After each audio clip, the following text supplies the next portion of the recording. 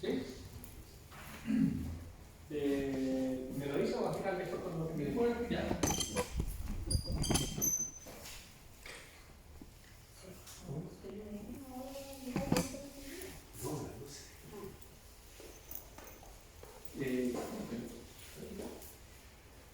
Bueno, aquí tenemos una de las láminas que nos presentó la arqueóloga en el taller pasado. Nosotros lo complementamos con otra pregunta más.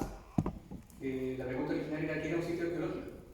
Como el taller pasado era de normativa, era principalmente de la legislación vigente que protege, cuida o resguarda estos lugares, se derivaban estas tres principales, se podría decir, textos que hablaba la arqueóloga. ¿Qué es un sitio arqueológico? Son monumentos nacionales y propiedad del Estado por el solo Ministerio de la Ley. Es decir, cualquier lugar que sea reconocido como un sitio histórico arqueológico, para eso basta con que sea reconocido por la comunidad, o también puede ser declarado por otros monumentos nacionales, para que se tenga esa categoría de reconocimiento a través del Estado. Es decir, tal vez ustedes no saben que vienen dados en un sitio arqueológico, pero determinado día ustedes van a excavar para una reja, por ejemplo, se encuentran restos arqueológicos, cerámicos o pueden ser restos históricos también, que dan aviso a consejos monumentos nacionales, y consejos monumentos nacionales de alguna manera ya toman conocimiento de que ese espacio es un sitio histórico. Como también hay otros sitios históricos que son ampliamente conocidos por nosotros, no sé, por ejemplo la Fundación Lambert, y que están conscientes tanto de la autoridad como de la comunidad, y que también tienen esa categoría de ser parte del sitio arqueológico. No es necesario que tengan la denominación de monumento nacional, no es necesario que hayan sido declarados monumento nacional. Al solo ser un sitio histórico arqueológico ya está reconocido por el Consejo de Monumentos Nacionales y por la ley. Es un lugar también en el que queda evidencia de la ocupación o actividad humana realizada por seres humanos en el pasado, ¿no? Para la redundancia. Son lugares que han sido, entre comillas, intervenidos o cosas creadas, ¿cierto?, por nosotros mismos, por nuestros antepasados, y que nosotros nos reconocemos como parte de nuestra historia o de nuestro patrimonio. Y se puede hacer tanto de épocas indígenas, prehispánicas, lo que generalmente nosotros asociamos como un sitio arqueológico, que generalmente son, ¿cierto?, cosas pre-europeas, precolombinas, antes de llegar a los españoles, se podría decir, o de los europeos. Uno lo asocia principalmente a eso, ¿ya? Pero aquí nos dice otra cosa: se puede hacer también de época histórica, es decir, posterior a la llegada de los europeos, también son sitios históricos y arqueológicos. Y hay, entre comillas, contaba la arqueóloga, una discusión. Claro, una discusión. Y se estima, su fecha estimada es de 50 años hacia atrás desde el presente. Es decir, desde el día de hoy hacia atrás, podríamos contar 50 años, y de ahí para atrás todo sería también histórico-arqueológico, se podría decir. Por lo tanto, no sé, este periodo de la colonia, incluso la república, los primeros años, también son histórico-arqueológicos. Y en este caso, cabería también el espacio que tenemos acá al lado, que es la Quebrada del Roque, donde se subió esta calle, que es de 1859, es decir, hace más de 160 años, ¿verdad? Cabría también dentro de esta clasificación de un sitio histórico o arqueológico, se puede decir. Ahora la pregunta de abajo involucra la otra palabra, ¿cierto?, de lo que estamos hablando, y un sitio histórico arqueológico. ¿Qué es lo que es? Entonces, bueno, ahí dice: un lugar vinculado a acontecimientos o recuerdos del pasado, a tradiciones populares, creaciones culturales, obras realizadas por el ser humano que posean un valor histórico. Y ese valor histórico se lo damos nosotros mismos, la comunidad. Muchas veces, a veces, descubrimos lugares que en un comienzo no son reconocidos como un lugar histórico o arqueológico. Y son la persona que lo descubre, la comunidad que lo reconoce, es la que le da el valor. O sea, generalmente tiende a haber una comunidad o algo asociado a un elemento para que sea reconocido. Como lógico, sino cómo lo vamos a identificar. Entonces, en todos estos espacios, como los espacios arqueológicos y históricos, está vinculado de alguna u otra manera las personas, las comunidades, porque son ellas las que las reconocen y le dan el valor como tal, se podría decir. Exactamente, ahí está lo que creemos nosotros es la gran diferencia y el gran plus entre un sitio que se puede denominar por ley simplemente como arqueológico y uno que se puede denominar como histórico arqueológico, porque en el histórico arqueológico, como dice Alan, está implicado la comunidad, que le da el valor a ese sitio. Dentro esto también podríamos denominarlo como patrimonio, son concepciones cercanas en cuanto a que la valoración de la comunidad es la que permite la continuidad de ese sitio o de ese patrimonio. Si no lo valoramos, obviamente ese sitio o patrimonio se puede perder y entraríamos ya, digamos, en otra dinámica que es la de desaparición de estos lugares. También otras comunidades lo pueden recuperar para sí. Se puede hacer, de hecho, bueno, hay algunas. Esto se ha dado principalmente en lugares que fueron abandonados, pero que la memoria, como dice ahí, o recuerdos de ese pasado continuaron. Por ejemplo, las salitreras. Las salitreras son todas levantadas por comunidades que ya no estaban viviendo en las salitreras, sino que tuvieron que emigrar hacia las ciudades, distintas ciudades, Iquique, Antofagasta, ¿no?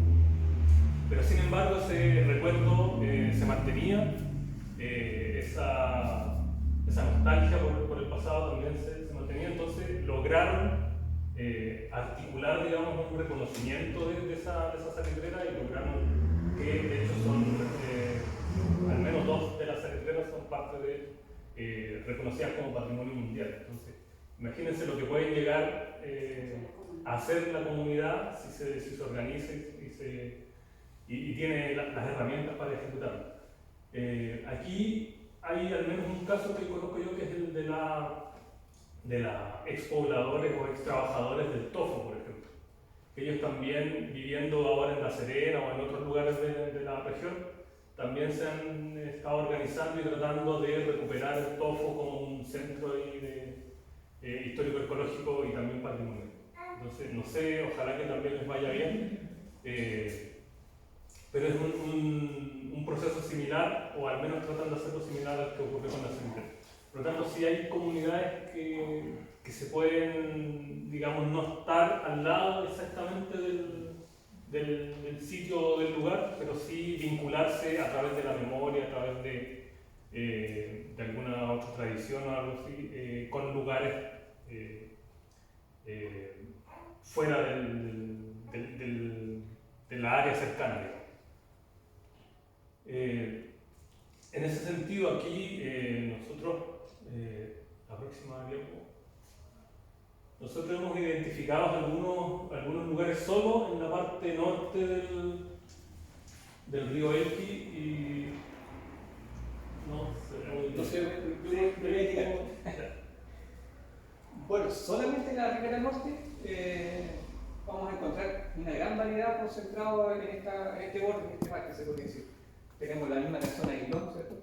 Y el mismo pueblo de Ilón, que sabemos que es la primera estación de bifurcación del Chonelquino, o sea, tiene una tradición bastante antigua también, y la misma historia que conserva el mismo pueblo. Toda la tradición cuentan de que el pueblo estaba en el bajo y que tenía estas quebradas del río, del agua, o sea, de la quebrada Santa Gracia, cuando se activaba esta quebrada.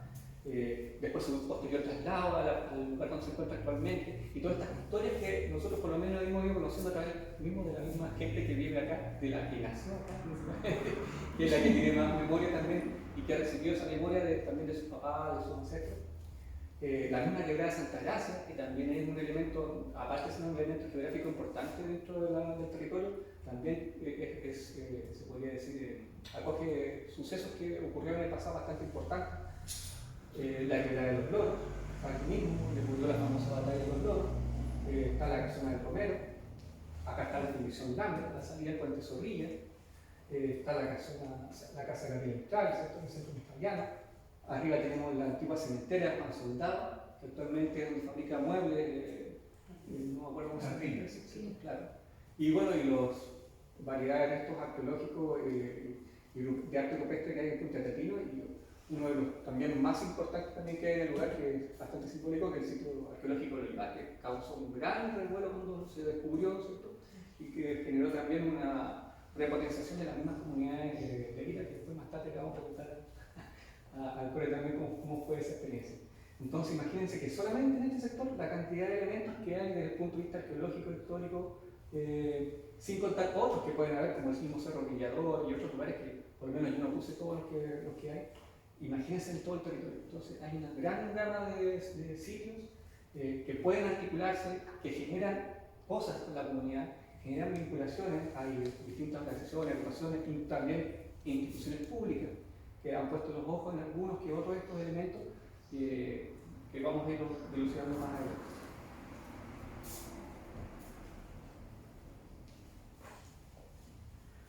Ahora, Ahora, ¿qué posibilidades pueden dar estos sitios? Principalmente cuestiones de identidad, cuestiones de enriquecimiento cultural, patrimonial en ese sentido, conocimiento, investigación, desarrollo económico en algunos casos, no en todos. Hay que estar claro si hay algunos casos que sí se pueden prestar, por ejemplo, para rutas o cuestiones del ámbito del turismo cultural. Sin embargo, no todos se pueden prestar para eso. Pero sí, por eso lo decimos al último, digamos, pero sí claramente cuestiones en tanto a identidad, a conocimiento, a patrimonio cultural o a desarrollo de los sitios por sí mismos, digamos, son algunas variables que se pueden desarrollar por parte de las comunidades en el rescate o en el relevamiento de estos lugares. Tenemos un caso, al menos ahora, aparte del de la Quebrada de los Loros, otro cercano, que es el de la Fundición Lambert, que también está en un proceso inicial, diríamos, de reconocimiento, ya que aún, a pesar de cierta voluntad de la municipalidad, yo creo que hay varias trabas para desarrollar ese proyecto, pero también están tratando de darle una nueva lectura a ese proceso que en el siglo XIX fue de las fundiciones más importantes, no solo de Chile, sino que de Sudamérica. Y tenía una conexión directa con Europa, y digamos que de aquí salió muchísimo cobre para potenciar el desarrollo de Inglaterra, que en ese tiempo era el país más desarrollado.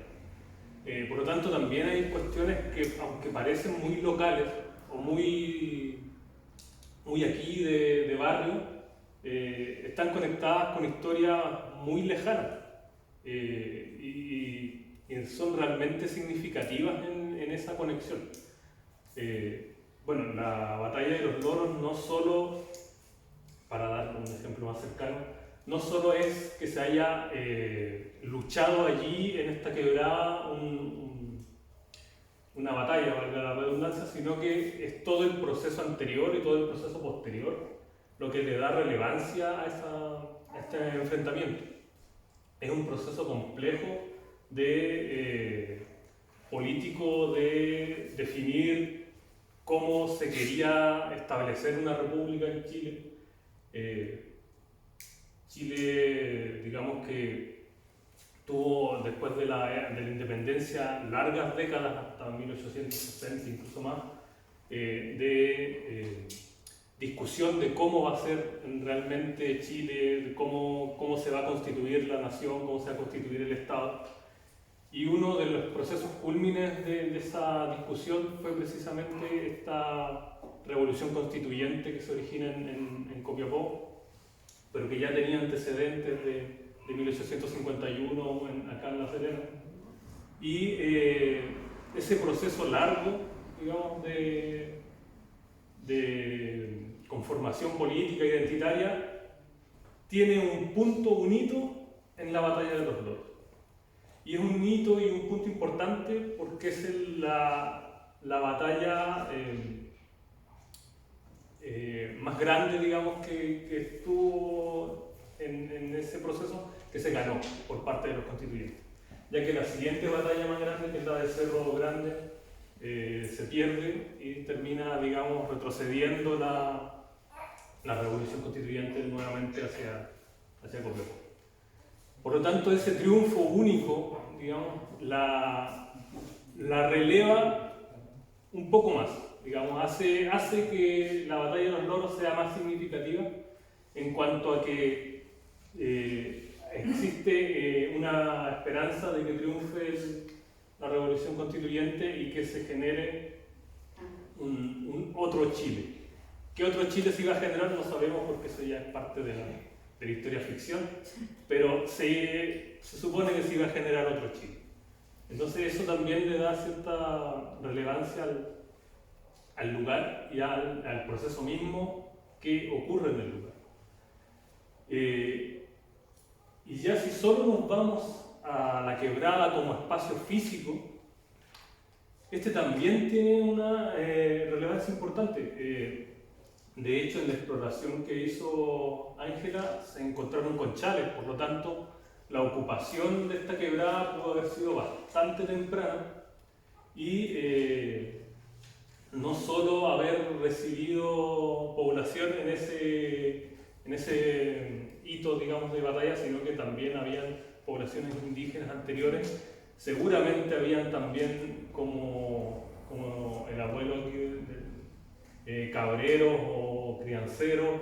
Entonces esta quebrada no solo tiene este hito de la batalla, sino que también hubieron otras personas habitándola, hubieron otras formas también de entender la quebrada. Por lo tanto, la quebrada, tanto como espacio físico como hito político militar, la podemos relevar desde ambos lados y ojalá desde todos los lados. También el trabajo de Javiera respecto a las cuestiones biológicas, a la flora y fauna de la quebrada, algunas de ellas solo visibles en esta parte de la quebrada. Entonces también tiene ese valor de conocimiento y que puede generar ciertas identidades dentro de las comunidades cercanas. Antes habían crianza de oro. Crianza de loros. No sé, parece que. Pasan de visita nomás. Sí, habían. Ahora están en el Tambo. Yo tengo familia en el Tambo, a veces voy para allá, o en la plaza, como 1000 loros de... San Carlos, igual. Algunos quieren que vuelvan y cuando vuelvan después no lo van a... No, son insoportables. Tienen como plaga en algunos lados. Sí, Santa Gracia. Se pueden tener nota. Son muy apreciados. Sí. La gente está aburrida con la gente de la torre, porque hace mucho ruido.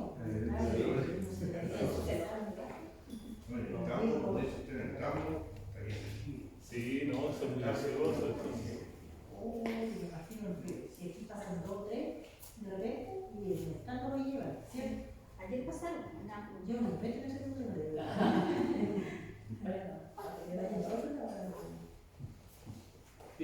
Bueno, esta lámina es un poco lo que decía Rafael, lo que puede producir estos espacios, el conocimiento, ¿cierto? Las investigaciones asociadas a estos lugares, al tener este conocimiento, genera identidad. Bueno, este es un poco el proceso que hemos vivido también en el pueblo de Vivar con el tema de la quebrada de los loros. Se generó una investigación, había investigaciones previas, incluso del siglo XIX. Yo por lo menos llegué a la quebrada de los loros por un libro de 1890 y algo, entonces, 80 y algo, perdón. Entonces ya había gente que lo conocía desde el siglo pasado, pero había quedado sepultado bajo el manto, ¿cierto?, de una batalla que habían realizado personas que después perdieron. Entonces eso queda generalmente en el olvido, generalmente las primeras revoluciones tienden a ser un poco pasar de manera más suave la historia. Me imagino que la historia más reciente que busca una homologación de la población y minimizar cualquier cosa que pueda generar fractura dentro del mismo país. Porque esta revolución tuvo ciertas características casi como de guerra civil, en el sentido de que venían revolucionarios del norte con un himno, con bandera, con iconografía propia, con moneda propia, con uniformes distintos, fabricando sus propios cañones. La primera vez que en Chile se fabrican cañones es en esta revolución. En toda la historia de Chile nunca se habían fabricado. Entonces, toda esta iconografía que venía avanzando durante mucho tiempo estuvo oculto o en realidad poco conocido. Y cuando se generan estos conocimientos, uno llega a estas investigaciones antiguas o más modernas, uno entra en conocimiento con esto, ¿cierto? Y así como nos ocurre con nosotros, empezamos a identificar este espacio y empezamos a sentirnos identificados. Yo me sentí identificado, la junta de vecinos, la gente, cuando hicimos la recreación histórica, hubo una identificación y una significancia de lo que había sucedido que lo sentía propio, ¿cierto? Nosotros nos sentimos propios en esta historia. Eso que ayudó a enriquecer, ¿cierto?, culturalmente el patrimonio local. Ya existía un patrimonio local como pueblo, como historia, que nos estaba contando, que es lo que nos han contado también ustedes respecto al origen del pueblo, al tema de la estación de trenes, a la historia vinculada al colegio, ¿cierto?, a las personas importantes que han pasado por el pueblo. Y ahora con esta nueva historia se enriqueció más lo que ya había como patrimonio local dentro del pueblo en sí. Entonces esto genera también de alguna manera un enriquecimiento, un desarrollo cultural patrimonial de la comunidad. Y no solamente de la comunidad del pueblo, ¿no?, sino que de mucha gente que sintió que esta historia también está asociada a ellos. Gente, no sé, de Copiapó, de la Serena mismo y de otros lugares del país. Y bueno, cosas que ocurren de vez en cuando, como dice Rafael, que tienden a generar desarrollo económico. A veces estos espacios pueden generar una sustentabilidad, un grado de desarrollo en ese ámbito, vinculado a diferentes cosas. En este caso podría ser, por ejemplo, a la actividad que hacemos de la recreación histórica, donde se genera, ¿cierto?, una feria costumbrista, que también genera una manera de sustentabilidad para la gente que participa en la actividad. Como en otros lugares, no sé, por ejemplo, se genera todo lo que es un poco con el tema del desarrollo turístico, de visitas guiadas, ¿cierto?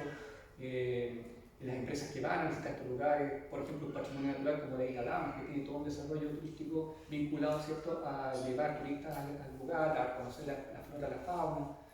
También hay un incipiente negocio en esos sectores vinculado a lo que es el souvenir, el merchandising, le dicen. Uno de repente cuando va a, no sé, a los chorros, a Isla Dama, a veces encuentra un tazoncito, una polera, o a veces la gente se quiere llevar algo para sentirse que se lleva un poco la parte de esa historia, y a veces no está esa parte.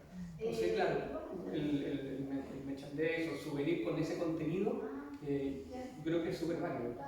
También depende, hay gente que no le gusta, pero creo que si hay un contenido, hay un trabajo comunitario y hay una visión de sustentabilidad económica vinculada a estos espacios, yo creo que es fácilmente, se podría decir, se puede vivir en armonía con este desarrollo económico, siempre y cuando este desarrollo económico no provoque una degradación de ese espacio histórico arqueológico, es decir, una saturación de visitas, que se destruyan cuando la gente va al lugar, que la gente se lleve cosas de recuerdo del lugar. Entonces eso también puede generar, el desarrollo económico puede generar un mal también para estos espacios, estos sitios. Entonces el desarrollo económico debiera ser de alguna manera ordenado, ¿cierto?, regulado también o vinculado con la comunidad, que de alguna manera también busque que esto perdure en el tiempo, como dice Rafael, que no desaparezca, que no sea como se podría decir, hagamos desarrollo económico, paso a este espacio, explotémoslo y después pasemos a otro, sino que tratar de preservarlo en el tiempo.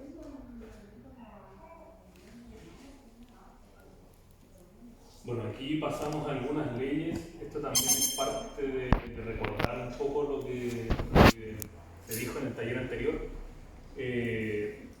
Leyes que están relacionadas tanto con los sitios arqueológicos como con la protección de ellos. Es la 17.288 de Monumentos Nacionales, la 19.300 de Base de Medio Ambiente y la 19.253 de Pueblos Indígenas. Principalmente en cuanto a las consultas que se deben realizar a estos pueblos si es que hay algún tipo de sitio dentro de sus territorios ancestrales. Y algunos acuerdos internacionales.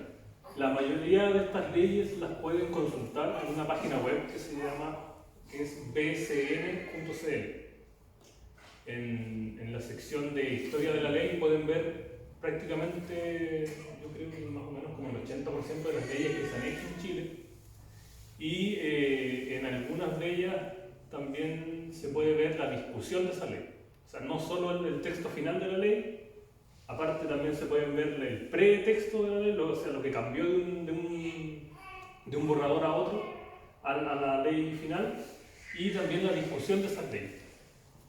Así que yo creo que es una página bastante interesante del Congreso Nacional que pueden consultar. ¿Hay alguna página donde puedan ver los sitios arqueológicos, así como la imagen anterior donde tú mostrabas los diferentes puntos de un lado norte del río?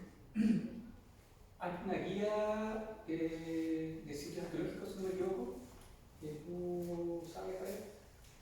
Yo sé que hay una guía, no sé si está editada en online, pero parece que es un formato. Sí, bueno, hay texto, hay algunos proyectos que salieron a partir de las excavaciones del sitio de Olivera y que se entregaron como compilados, muchas clases de fotografía, pero los estudios no han tampoco no han terminado y deberían terminar en octubre del año 2022 y se entrega un informe final. Ese informe no es público y lo que hay son investigaciones.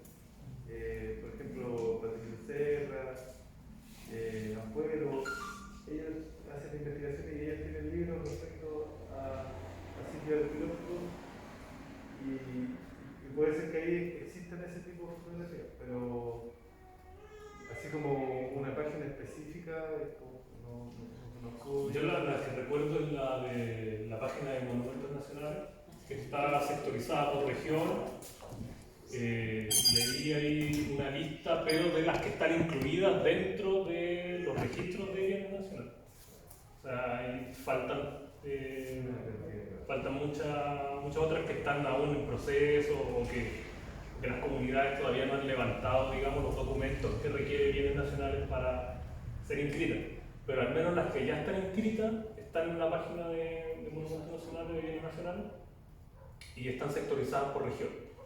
Y sale qué tipo de información, por ejemplo, está con coordenadas UTM, porque hoy día uno coordenado UTM pincha y la va a Google Earth y te ubica exactamente en un lugar, digamos. No sé si tengo una pregunta tal vez no avanzada, pero es una información súper, hoy día, súper básica y simple que lo puedan tener en este caso nacional. Estoy tratando de recordar, me parece que no tiene. Lo que sí sé es que la Municipalidad de La Serena estaba trabajando en una guía de patrimonio rural, si no me equivoco, y ya venía ya para acá. A nosotros nos facilitaron un código QR para poder ver el plano de qué sector yo quiero revisar, quiero ir. De hecho, eso tenemos que empezar a trabajarlo con los almacenes acá, lo acabo de llevarle uno a ella porque tienen un almacén, y trabajar con los distintos almacenes que tenemos en la localidad para que ellos puedan difundir la información para los distintos sectores que... Sí, lo que busca la municipalidad también es generar porque es el departamento de turismo que lo está gestionando, es integrar servicios turísticos para ese lugar. Es decir, cuando la gente pueda llegar, pueda comprar sus alimentos, bebidas, no sé, para ir a visitar el lugar, o cuando termina el lugar, o bancos, por ejemplo, asociados, o información también. Entonces, toda esa red se está generando.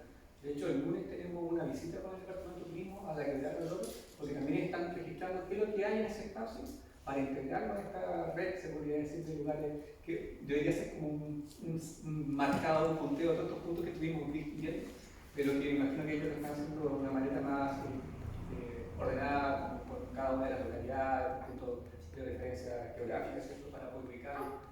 Esperemos que eso sea una cosa interesante porque falta como ese espacio. Oye, vamos por este lado, no sé dónde queda. No, me creo que queda por aquí. Oye, trajiste agua, no traje. Oye, vende por acá. Entonces, toda esa gama de servicios o servicios, digo, que complementan una ruta turística o un equipamiento turístico tienen que ver con un poco de lo que yo entendí que están haciendo la municipalidad. Llegar eso en la zona local, principalmente. En el Departamento de Pueblo Originario, en el año 2016, se hizo un estudio sobre el patrimonio cultural de los pueblos de la provincia de Este. Y en ese patrimonio cultural se generan algunas definiciones de los nombres de los sitios que están reconocidos por Consejo Monumento Nacional. Pero como no existe una puesta en valor de esos sitios, las comunidades en general no dicen dónde están los sitios, porque existe un huequeo. Ese no es el robo, o a veces por curiosidad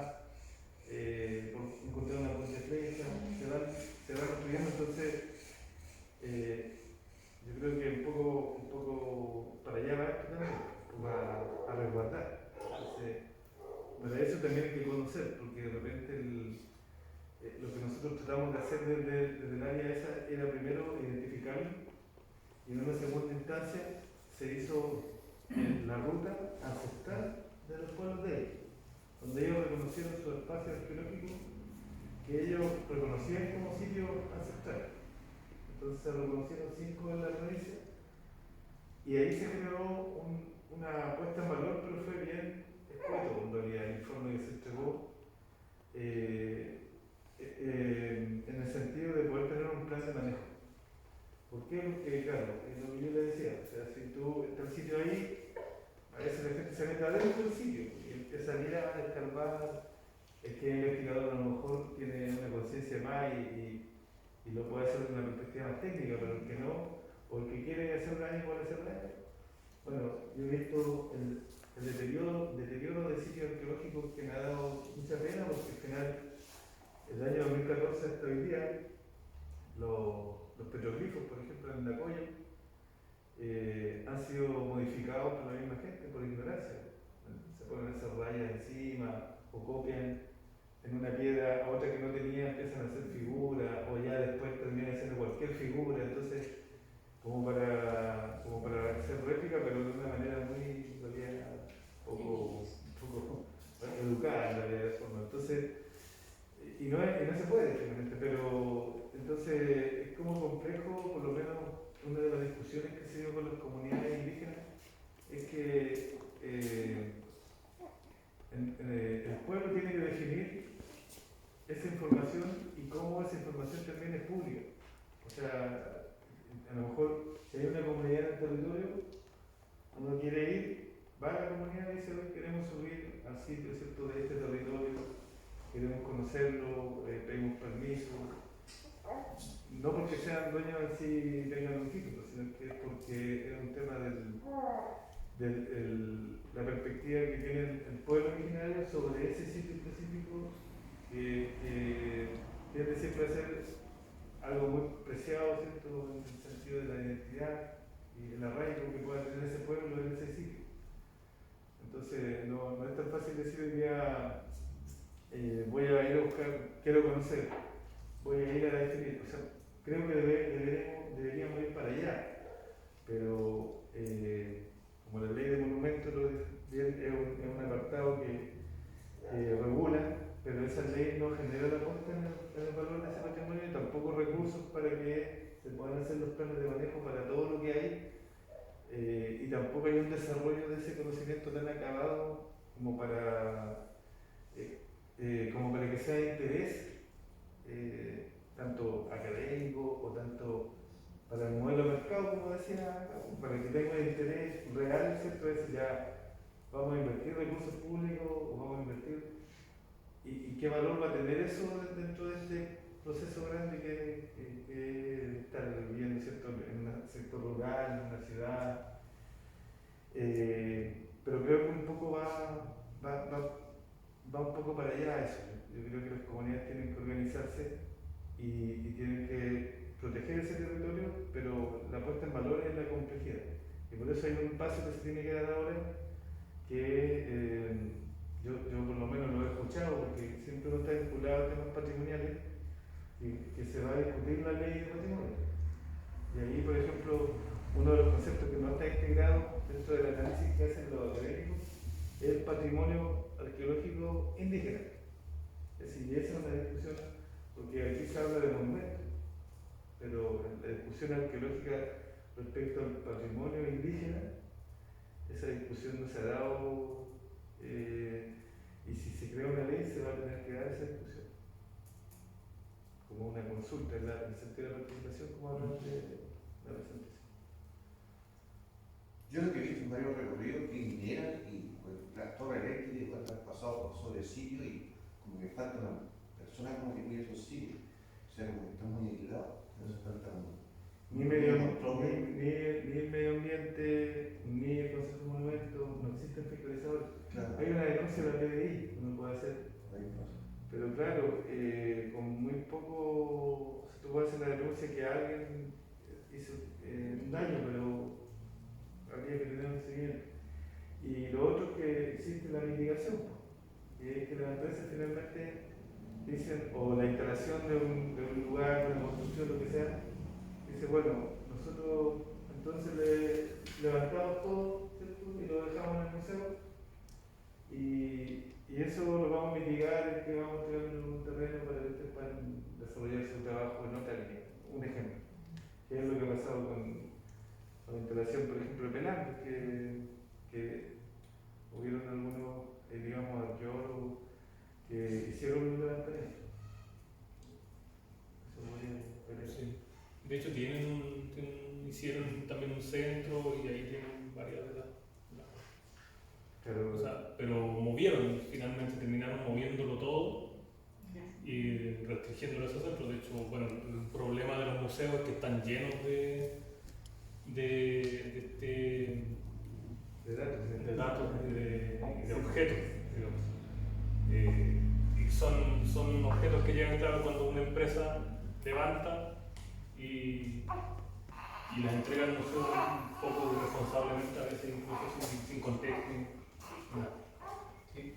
Bueno, antes de la lámina quería hacer ese comentario respecto a que hay muchos sitios, muchos lugares, tanto arqueológicos como históricos arqueológicos, y no hay suficientes comunidades o personas, o incluso a veces las hay, y así todos estos espacios iguales sufren degradación, sufren destrucciones, pero principalmente por desconocimiento, ¿cierto? Por falta de educación. Hoy en día en muchos colegios ya se están impartiendo la asignatura de, ¿cómo se llama? interculturalidad agrícola.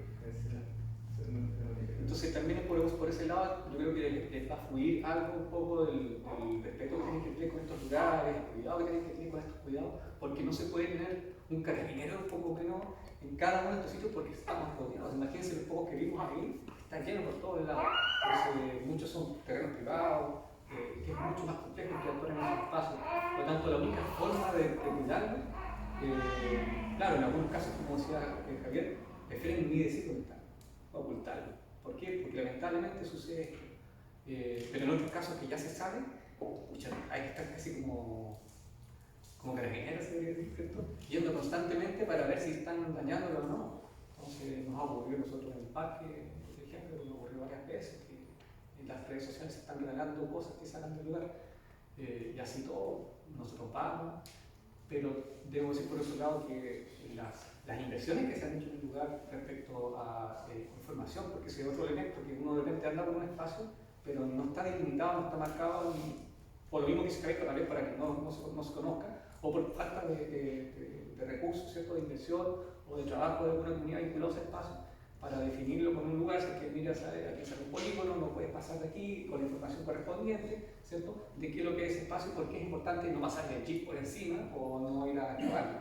Entonces eso tampoco ocurre en muchos espacios, pero por lo menos lo que nos ha tocado a nosotros vivir acá en la Quebrada del Oro es que las cosas que hemos instalado en el lugar llevan ya 3 años, casi 4, y están en perfectas condiciones, más allá de lo que el clima les puede haber afectado. Y se nota uno cuando va de huellas que la gente ha pasado por el lugar, o obviamente se encuentra en las redes sociales con gente que está subiendo fotos porque fue a recorrer el lugar y está con la información al lado de la señalética. Entonces también es gratificante en ese sentido, que se ha logrado una conciencia de que no se llevaron las cosas para la casa, para incendiar, no las rayaron. Entonces eso, por un lado, también habla de que ya hay una cierta conciencia en estos espacios, de alguna manera por el trabajo que se ha hecho con la comunidad, el trabajo que se ha hecho con los voluntarios, para que el resto de la ciudadanía comprenda un poco cuál es la importancia de estos espacios. Bueno, básicamente lo mismo que estamos hablando. Es una lámina también del taller anterior de la arqueología, donde nos muestra qué es lo que sí se puede hacer en estos lugares.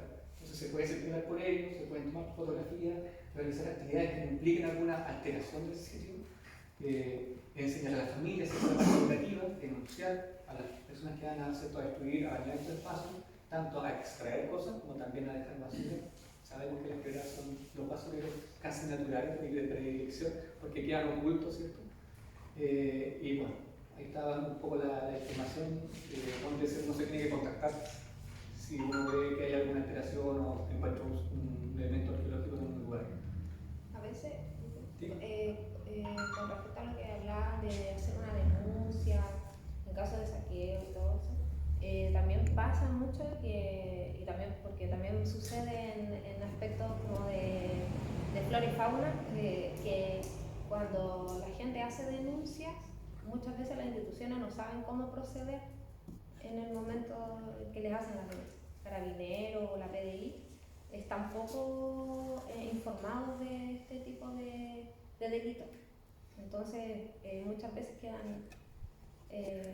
ahí, ¿no?, la denuncia. Y es porque igual en esas instituciones quizás no se les da mucho interés a este tipo de resguardar este tipo de patrimonio, porque en realidad ellos están más enfocados, me imagino, en otras cosas, en otro tipo de delitos, digamos.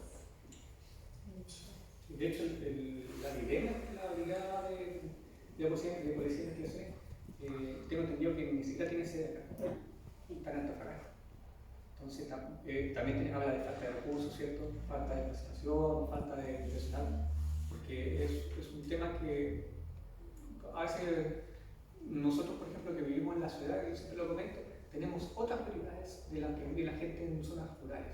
Y me imagino que la cultura, el patrimonio, también para las instituciones públicas a veces es como, no es tan importante. Está la salud, está la educación, y hay el tema de vivienda, infraestructura urbana. Y la cultura y el patrimonio, cuando hay crisis, generalmente tiende a ser como lo más postergado. Entonces, también hay una falta de inversión en ese tipo de cosas, y a medida que los países se van desarrollando y van generando más recursos, pueden invertir más en este tipo de cosas. también en las instituciones públicas, tener una BIDEMA en cada región sería mínimo. O sea, aquí en la Oficina Regional de Consejo Monumento son poquísimas personas para ver toda la región de Coquimbo. Imagínense la cantidad de cosas que vimos acá en este sitio solamente del lado del río, del lado norte del río Alquí, y a nivel regional, para que lo vean, no sé, 5 o 6 personas, es realmente un tremendo esfuerzo. Ese es el río.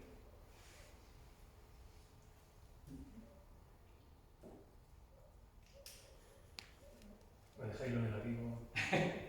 Lo que no se puede hacer, bueno, aquí ya Javier ya algo nos adelantó, no se pueden hacer si es que existen estructuras, subirse, sentarse, tratar de botarla. A veces, bueno, a veces eso no es intencional, uno se sube y resulta que no era tan firme como se veía y termina cayendo. No realizar intervenciones que alteren el lugar, graffiti. Recuerdo un caso hace, no sé, menos de un año en el Valle del Encanto, creo que fue, que habían grafiteado ahí una de los petroglifos, creo. Yo quiero mostrar algo respecto a la arqueología, o sea, al cuidado que se hace en otros países. Por ejemplo, en Cusco está todo quedó organizado. Y se mueve una piedra, los arqueólogos saben, la policía sabe, todos saben. Entonces aquí no hay una protección real. Entonces, y por eso cuando fueron los grafiteros a Perú, ¿no se acuerdan que hubo? Es que hay eso. Para ellos era un hecho grave que algo vulnera un patrimonio o un monumento. Cuidan su Para nosotros es como que razón. fuera algo, claro, está tipificado como un delito, pero como decía Javiera, el tema es que no sé si como hay una mirada respecto a cómo intervenir. Fue muy bueno acercarse, porque finalmente cómo se interviene desde la policía, porque va a decir a ver cuál es la urgencia máxima acá, del 1 al 10. Ir a buscar a, no sé, alguien que está allá haciendo tonterías, o irnos a ver qué pasa con ese sitio que fue bloqueado. Y ahí hay una limitante. El nivel de importancia que se le da a ese conocimiento, esa cultura identitaria, lo que tú hablaste de la estructura, digamos, de lo que tiene el sitio en sí. Sí, yo quería hacer un paréntesis en ese sentido. Por ejemplo, nos pasa que nos contactan cazadores de tesoros, como tenemos la página y difundimos las actividades, entonces nos ubican por ahí y dicen, miren ustedes que trabajan ahí, miren lo que encontré. Miren, les puede servir. Entonces, ¿qué encontraron municiones, cosas que han venido a buscar ahí? Entonces, muchas veces le explicamos de alguna manera de que en realidad eso es una falta,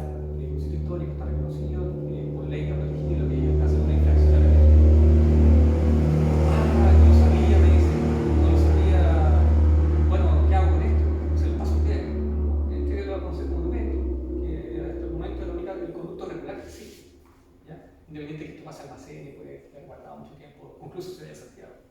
Pero es el único camino que hay. Entonces, pero nos dicen, oye, pero ¿sabes qué me llama la atención? Que igual hay que entender, hay otras personas que salen con autoridades regalando este tipo de cosas y por qué a ellos no les dicen nada. Entonces ahí también donde dice comento lo que dice Javiera respecto a que nosotros hemos hecho denuncias en algunas oportunidades y así todo, a pesar de que está la evidencia por lo menos en las redes sociales, no se llega a castigar o sancionar a estas personas. Entonces queda como una impunidad vigente y la gente dice, no, total, no voy a hacer nada, tipo, salta. Y consideran que tal vez, otro elemento importante, consideran que tal vez un fragmento de cerámica, tal vez, o en el caso de la guerra del oro, una balita de plomo, una bolita que va a estar, se me cayó para la casa en realidad, porque es un pedacito tan chico, pero claro, para los profesionales, los arqueólogos que trabajan con estos elementos, ese elemento es tan importante porque habla de la persona que estuvo en ese lugar. O sea, al momento en que nosotros la recogemos, ya se borró la huella de esa persona. La georreferenciación que pudo haber estado de ese elemento, de la profundidad en la que pudo haber estado, las condiciones, si es que está golpeada, si fue detonada, si no fue detonada, si se le cayó, etc. Y vinculado a otros elementos que pueden encontrarse en el lugar, van a hablar de lo que sucedió en ese espacio. Incluso si uno pudiera hacer un mapeo, ¿cierto?, satelital y pudiera marcar todos los puntos donde aparecen estos elementos histórico-arqueológicos de una batalla, por ejemplo, de la del Loro, todos los blocos, uno podría visualizar la batalla. Pero al ir desapareciendo estos elementos, va borrándose ese contexto, o sea, va desapareciéndose ese histórico. Entonces, eso de repente las personas no toman conciencia respecto a esos pequeños fragmentos. Una cosa es encontrarse algo casualmente, ¿cierto?, sin saber que uno está en un sitio histórico, y otra es frontalmente a sacar esos elementos. Eso también nosotros, por lo menos como organización que trabajamos junto con la comunidad, nos afecta enormemente porque ahora que está trabajando en un proyecto arqueológico que es este, y que a futuro esperamos tener las etapas donde se produce la prospección, donde se excava para estudiar estos elementos, ya no van a estar esos elementos. Entonces va a costar mucho más reconocer o tratar de sacar información nueva respecto a su suceso histórico. Se pueden descubrir muchas cosas. Se pueden descubrir, ¿sabes?, que en realidad no fue por acá cuando atacaron, por ejemplo, no fue por acá cuando subieron, mira, aquí parece que pasó algo grave, que hay una gran concentración de elementos, y todas esas cosas no las vamos a poder saber. Y lo mismo en el caso de los elementos arqueológicos precolombinos. O sea, sacar cositas pequeñas que de repente que no tienen mucha importancia, pero los arqueólogos se dan un trabajo tremendo de armar todo este rompecabezas de pequeñas cosas, incluso del polen, para poder identificar cómo vivía la gente, qué comía en esos tiempos. Y eso es un terrible daño que de repente uno sin saber lo hace, y gente que lo hace claramente tienen otras intenciones detrás. Yo creo que esto pasa más que nada por la misma ignorancia que tenemos nosotros con respecto a todos estos sitios que son históricos, que hay monumentos. Y, por ejemplo, a nosotros nunca nos enseñan a respetar muchas veces este tipo de cosas. Por ejemplo, uno ve en la educación que ahora a los niños no les imparten nunca este tipo de cosas, de que esto existe, de que esto se puede visitar, y si uno de repente lo puede visitar es porque es muy conocido y uno porque va de paseo o va de vacaciones aprovecha de verlo, pero no es algo que interese realmente muchas veces a la gente, y yo creo que es la falta de cultura y la ignorancia que las personas tienen con este tema. Sí, claro. Y también puede ir vinculado a cómo nosotros lo ponemos en valor. Porque cuando tú tienes algo, no sé, yo estoy vendiendo, por ejemplo, desde el punto de vista comercial, estoy vendiendo algo, lo tengo en la tierra, mira, estoy vendiendo esto. Si tú lo tienes en un pedestal, ¿cierto?, con una información, con una luz, ese elemento vas a tener otro valor. Entonces, desde el punto de vista para la gente, para el común y ciudadano, común y corriente, que de repente no conoce esa historia, cuando uno va a un museo, no sé, fabuloso como el que tenemos aquí, que el Museo Arqueológico está precioso, todas las cosas están puestas en valor, con cierta calidad para que la gente pueda entender, apreciar, incluso elementos de viaje, en juego, ¿cierto? Que los chicos les llama la atención ir al museo. Antes uno iba al museo y era como que está en la vitrina, uno no podía tocar nada. Entonces también cómo entregamos la información le da dando cierta calidad para que esos elementos o ese ciclo se pongan en valor. Y un poco eso hace la guerra del oro. Claro, la guerra del oro ocurrió una batalla en algún momento de la vida, ¿cierto? Pero nosotros vamos y no está la batalla, no está la gente peleando, entonces nosotros no la vemos, pero sí vemos el contexto geográfico. Y al encontrar información en el libro, claro, ya nos va a generar una imagen o una idea de lo que ocurrió ahí. No, igual yo quería acotar a eso de que, con respecto, por ejemplo, a lo que decía Javier, que porque la ley está, se sabe lo que se puede y lo que no se puede hacer. Entonces, cuando la autoridad no hace valer la ley, es difícil que la gente tome conciencia de respetar estos lugares, porque, por ejemplo, a nosotros nos pasó con el tema de la quebrada de los loros, en el sentido de que se le otorgó una concesión a una organización que al final hizo algunas cosas que saltándose la ley. Y si existe una normativa que dice que si tú no respetas esto, se te revoca la concesión, y eso nunca ocurre, al final como que tú estás dando permiso para hacer daño. Entonces, si es que la autoridad no lo hace valer, como por ejemplo allá el ejemplo en Perú, que la autoridad está ahí, la gente nunca va a tomar conciencia. Y por ejemplo, bueno, yo hace poco me enteré que, no yéndome al ámbito biológico, pero en Carabineros, por ejemplo, existe una brigada forestal, por ejemplo, aquí en la región, que yo no tenía idea que existía. Entonces, al final ni ellos mismos saben cuál es su rol. O sea, ellos dicen, porque por el tema del humedal, se acercaron a las personas que están trabajando en el proyecto del humedal y ellos mismos le dijeron, necesitamos ayuda, que ustedes nos enseñen, porque la verdad es que nosotros no sabemos cómo proceder ante una denuncia aquí en el humedal. Y ellos son una brigada forestal, o sea, al final me imagino que se destinaron recursos para hacer una brigada forestal en Carabineros, y que ellos no sepan para qué están, cuál es su rol, digamos, en ese contexto. Es súper... Es que es poco que uno de repente dice, no, es que la gente no tiene cultura, pero pucha, igual hay que partir, yo creo, por la autoridad, que son los que saben, se supone, ellos tienen que hacer valer la ley para que la gente empiece a respetar. ¿Puedo tener algo más? Pero la otra pelea es quién tiene acceso a ese conocimiento. O sea, somos ignorantes porque tampoco hemos tenido los espacios para tener acceso a ese tipo de conocimiento. Fuera de la educación, porque ¿quién estudia arqueología? Aquí, por ejemplo, en esta región que hay una gran cantidad de sitios arqueológicos, no tenemos ninguna escuela arqueológica. No, en ninguna universidad. Para ningún joven que quisiera... Tenemos un museo arqueológico, pero no hay carrera de arqueología. Entonces, por ejemplo, ese joven que crece en su territorio y que quiere proteger, tiene que ir a estudiar a Santiago y en una, entre comillas, con una visión muy elitista de lo que es el patrimonio. O sea, y quienes también conforman estos espacios que protegen el patrimonio, que son consejos donde hay ciertos grandes arqueólogos, ¿cierto? O personajes designados, ¿cierto? Porque no son puestos democráticamente, son consejos que se arman y que los designan, ¿cierto? Y ellos definen si es de real interés o no un monumento para poder, ¿cierto?, investigar o desarrollar algo. Entonces, está muy alejado también de nuestra realidad este ámbito, como para que también nosotros podamos tener un acercamiento a ese conocimiento, a esa investigación, al entendimiento de nuestra propia identidad. Voy a leer rápidamente lo negativo de Rafa para que no te sientas mal.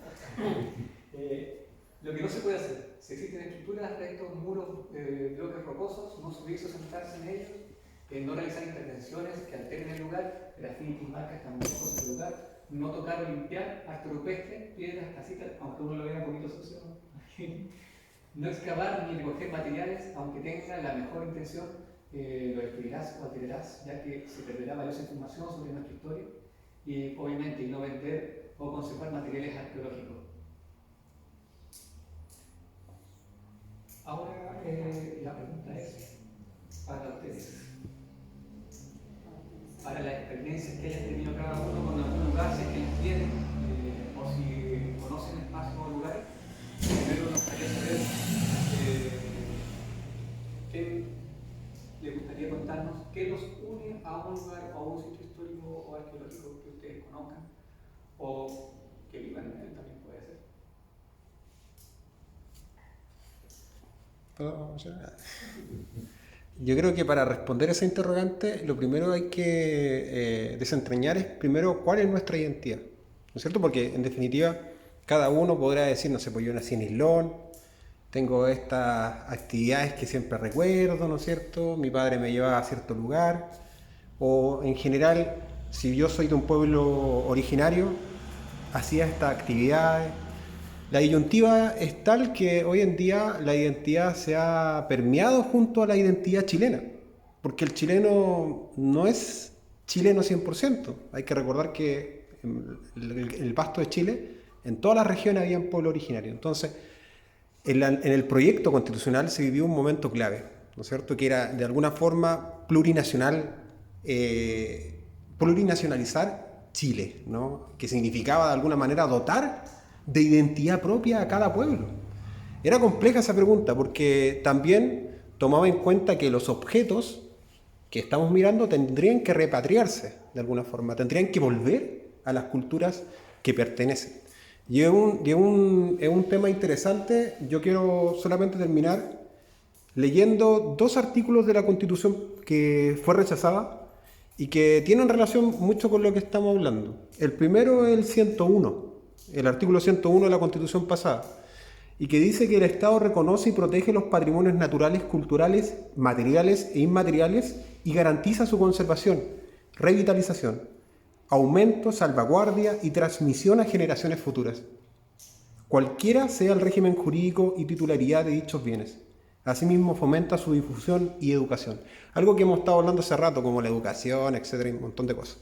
Y el último, que viene vinculado con lo que estaba, de qué nos une, era el 102, que dice que el Estado, en conjunto con estos pueblos, ¿no?, que habitan Chile también, adopta unas medidas que son positivas de recuperación, de revitalización, de fortalecimiento del patrimonio cultural indígena. Asimismo, reconoce el patrimonio lingüístico, que muchas veces se ha perdido, y también le da el derecho a los pueblos y naciones indígenas a obtener esta repatriación, ¿no? Así que yo creo que es interesante preguntarse, antes de responder esa pregunta, realmente ¿qué es ser chileno?, ¿no? Es esa la pregunta, porque en definitiva lo que se vivió en el proyecto constitucional, y la opción rechazo y la opción apruebo, la opción rechazo ganó por una inminente tradición chilena, que se manifestaba por los rodeos, se manifestaba con un sinnúmero de actividades también que nadie dice que no son chilenas, pero que también se identificaban con un típico chileno, ¿no? Un típico chileno que era el guaso chileno. Y en general ese era el ser chileno. Y se permeaba así como las otras tradiciones de pueblos indígenas como una amenaza, como algo que iba a destruir la tradición indígena. Entonces, la idea acá, claro, como decía él, de la interculturalidad es no solamente meter en la educación, la enseñanza, esto, sino que también dejarlos tomar decisiones. Entonces, es una pregunta compleja de responder a mi punto de vista, porque en definitiva tenéis que preguntarte si realmente los pueblos indígenas tienen derecho a obtener repatriación de sus culturas y también difundir la cultura como ellos, como su cosmovisión y como sus antepasados la difundían. No al modo chileno. No sé si me explico. Es complejo. ¿Y qué artículos eran? Son el 101 y el 102. Están ahí para que los tengan en mente en caso, ya saben que si viene un proyecto constitucional, hay que echar un ojo. El 7 de mayo ya tenemos la... Claro, y ver si incluyen artículos como estos que en definitiva se ponían como derechos fundamentales, ¿no?, al principio de la Carta. Te vas a complementar con algo de eso. Sí. Y para que lo tomen en cuenta, un caso que pasó en Coparmalá. Hay un cerro que se llama Cerro Pabellón, 4.400 metros sobre el nivel del mar. Aproximadamente a los 2.000 metros están dibujos de la cultura moya, una roca bien bonita, y resulta que si ustedes saben que en esa zona con Barbará y Yapé, cercano a toda esa zona, pasan las mineras. Entonces la minera no encontró nada más bonito que dinamitar para abrir camino. O sea, toda la roca que está en los dibujos, aviso. No era de nadie, quedaron ahí botados. Resulta que vino una persona X, tomó una piedrita, se la llevó a la casa y dijo, no, total, esto es cultura, para mí me gusta. La minera destruyó todo eso, la persona se llevó la piedra a la casa y vino Monumentos Nacionales, se lo quitó y le puso un parte. Lo partieron porque no puede sacar un monumento. ¿Pero a la minera qué le pasó? Ahí quedó. Ahora, a lo que iba con lo que decía el artículo anterior del proyecto constitucional antiguo, un momentito para terminar la idea.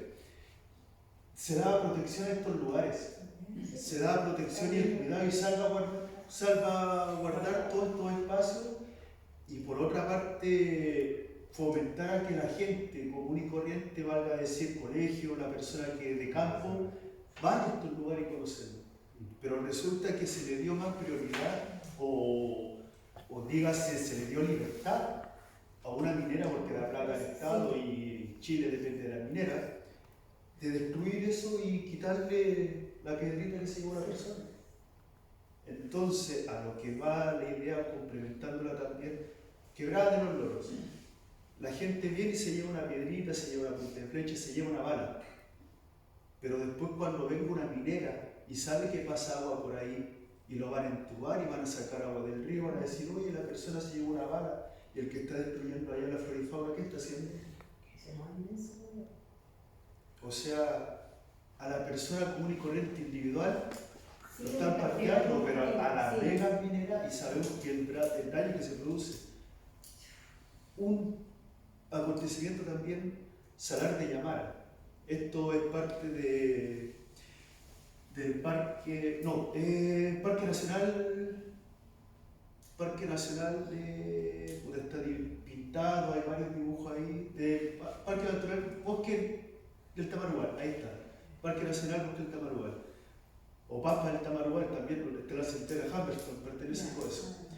Resulta que vino una minera, SQM, y había un salar, una laguna tremenda la laguna. Y ese se descubrió y se dio base científica de que había unos hongos, unos estromatolitos que absorben dióxido de carbono y lo purifican y convierte a aire. Millones de años, miles de millones de años. Y Salar de Llamara vino, lo entubó, sacó el agua, ocupó el agua, y después vinieron y dijeron, oiga, ustedes están haciendo daño, no se preocupen, nosotros tenemos la plata, tomen ahí, tienen plata, vamos a resolverlo. Sacaron agua del mar y lo devolvieron ahí. O sea, el daño que hicieron y el que están haciendo, porque ahí también va el punto. Ese lugar es sector histórico y también está como turístico. Pero ¿ustedes conocen o habían escuchado antes de eso? O sea, el desconocimiento de las personas a través de la ignorancia está permitiendo que se haga esto con nuestros parques, monumentos, etc. O sea, y se hace vista gorda. Por ejemplo, lo que pasó hace poco en Humedal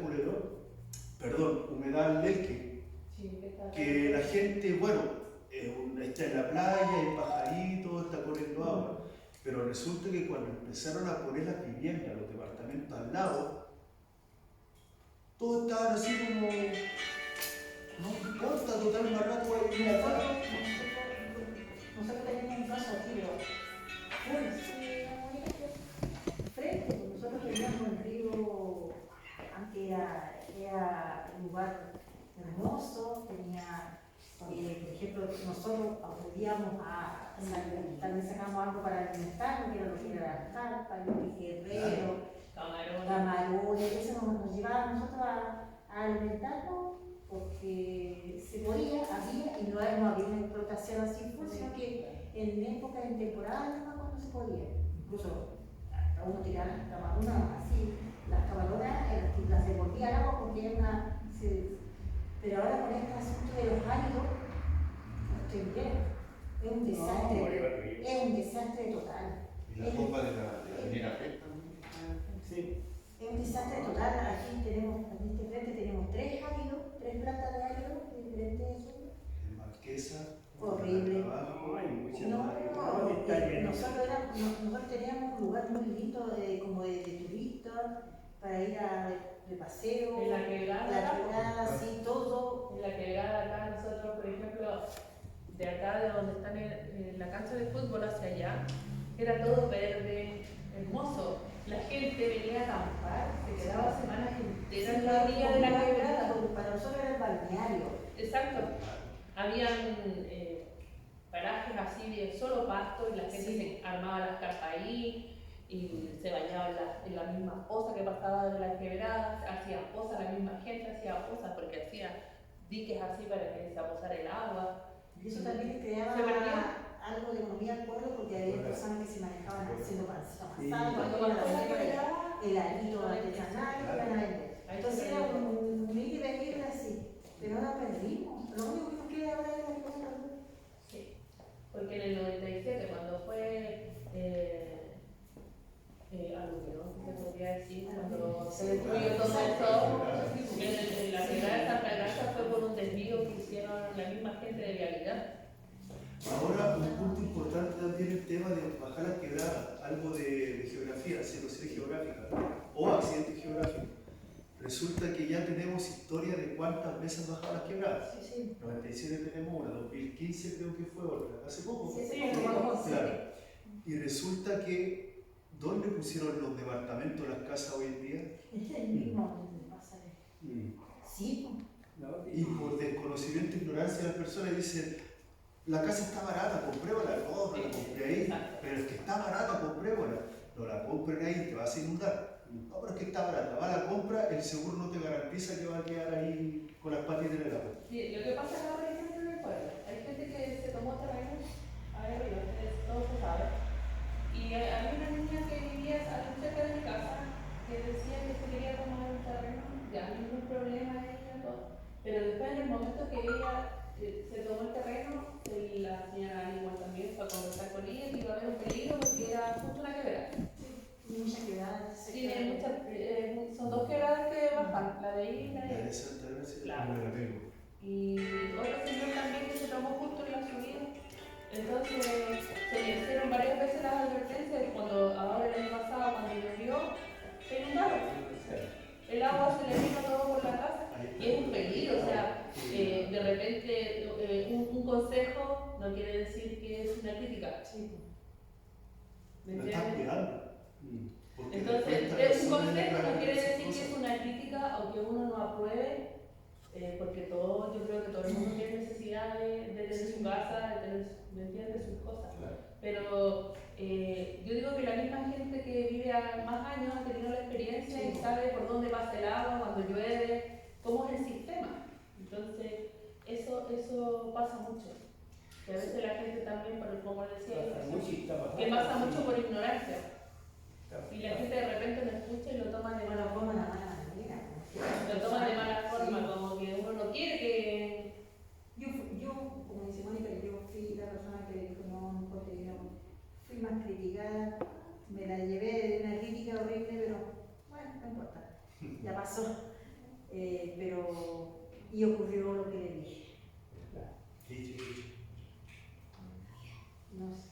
¿Alguien más quiere comentar respecto a este tema?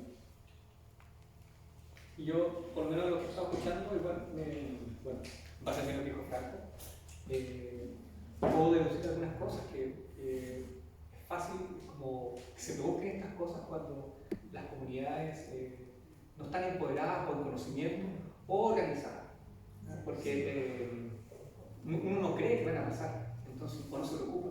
Y también porque durante muchos años el sistema en el que vivimos no ha vuelto más individualista. Eso todo el mundo ya lo ha notado. Entonces vivimos muy concentrados en nuestros intereses particulares. Yo siempre converso lo mismo, que cuando vengo acá conozco muchas personas de donde yo vivo. Entonces ya ahora, después de casi 10 años, ya conozco a algunos vecinos, pero no nos juntamos, no nos reunimos, sí, hola, entramos al auto y chao, y vivís dentro de tu casa. Pero que se genera eso, entonces hay una desarticulación de las comunidades, a veces, no digo que todas, pero de los espacios que habitamos. Entonces a veces estamos mucho tiempo, vivimos al lado de un lugar que lo encontramos maravilloso. El día de mañana llega una empresa o un privado que compra o un vecino que se le ocurre y lo toma y quedamos desvalidos porque no estamos preparados para eso. Entonces, no habíamos tomado decisiones como comunidad o como barrio, como organización social para definir cosas que son importantes para nosotros. ¿Sabes qué? Hoy en día, claro, la Junta de Seguridad, con todos los voluntarios que participamos, hemos declarado públicamente, no hemos firmado un contrato ni nada, pero hemos declarado públicamente que el espacio que está acá es importante para nosotros.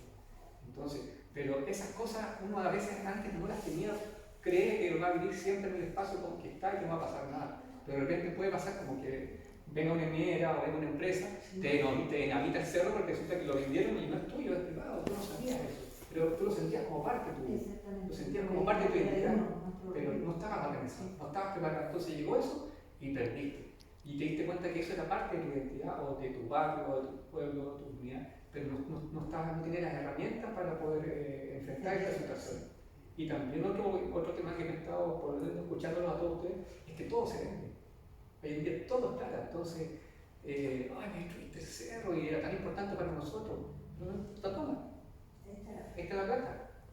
Bueno, entonces, y seguimos viviendo, pero de vez en cuando nos sentamos y pensamos, oye, es tan bonito ir al cerro porque teníamos todo y ya no está. Pero bueno, sigamos viviendo. Entonces, también eso tiene que ver con cómo nosotros estamos viendo siempre hacia adentro. No habíamos tomado conciencia respecto a elementos que son patrimoniales. El mismo Cerro Grande está lleno de antenas. Y en algún momento fue un elemento tan tutelar para nosotros como probablemente lo fue para los antepasados que vivieron acá, porque son elementos geográficos significantes. Entonces, pero hoy en día, después de muchos años, se está trabajando, se empezó a proyectar lo que hoy conocemos como el Parque Urbano Cerro Grande, ¿cierto? Pero así todo, quienes lo vienen a proyectar son empresas de afuera. Entonces cuesta ponerse de acuerdo, oye, ¿sabes qué? En realidad debería ser más natural y no tan entretenido. Yo lo hubiera preferido con menos intervención. Entonces, todo eso va, yo creo que de la mano, sé que hay comunidad organizada, que está preocupado, que ha definido para ellos cuáles son prioridades dentro de su territorio, o para su identidad, como decía Franco. Definir ellos cuál es su identidad. Sí, todos somos chilenos, pero aparte de eso tenemos una identidad local. Somos iloninos, o somos serenenses, o somos iquiqueños en muchos casos, pero que nos define como iquiqueño o como ilonino. También tiene que ver con esos elementos iconográficos, tanto como con la historia de todas las personas que han vivido acá, nuestros abuelos, nuestros papás, y toda la historia que tenemos en común viviendo, con las personas que han llegado después y han asumido en Europa, como también el entorno en el que vivimos. No sé, Cerro Bandera, por ejemplo, puede ser un elemento patrimonial. El día de mañana, uno puede venir a una minera, pedir la posesión de Cerro Bandera y dinamitarlo completo. Entonces, y esas cosas, si uno no está preparado, o no los has definido, o no los has declarado, también pueden ser pasadas a lugar. Y la Junta de Vecinos, tal vez en ese sentido, deberían tener un poco de mayor poder de decisión y para poder hacer un frente a la autoridad o a la empresa.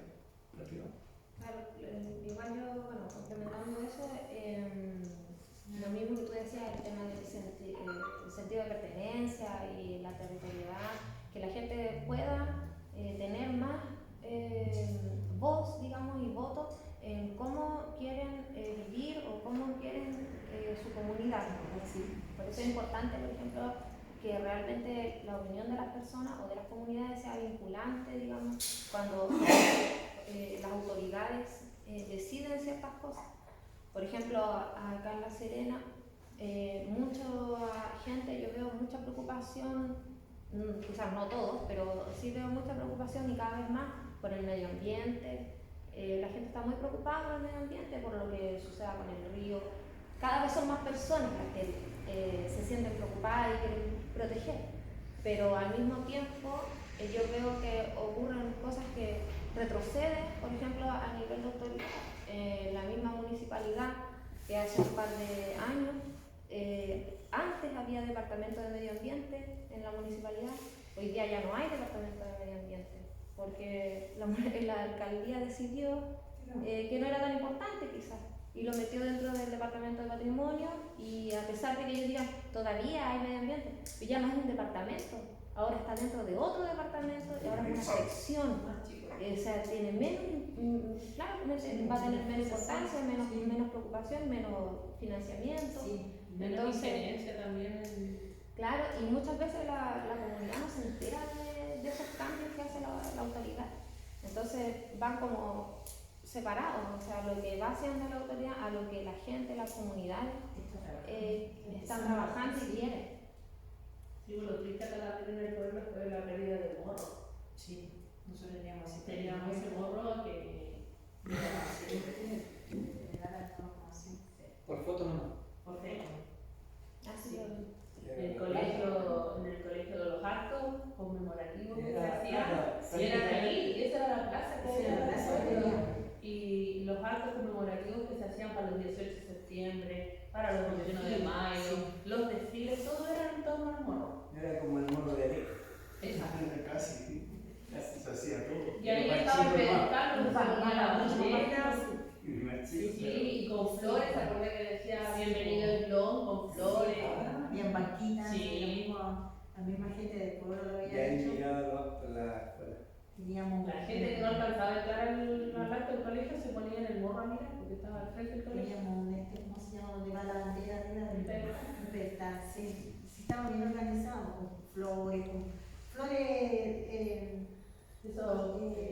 flores que no parecían nomás, no, cosas más, pero estaba bien y la gente, en esos años, yo estoy hablando de muchos años atrás, la gente lo cuidaba, lo respetaba. sí.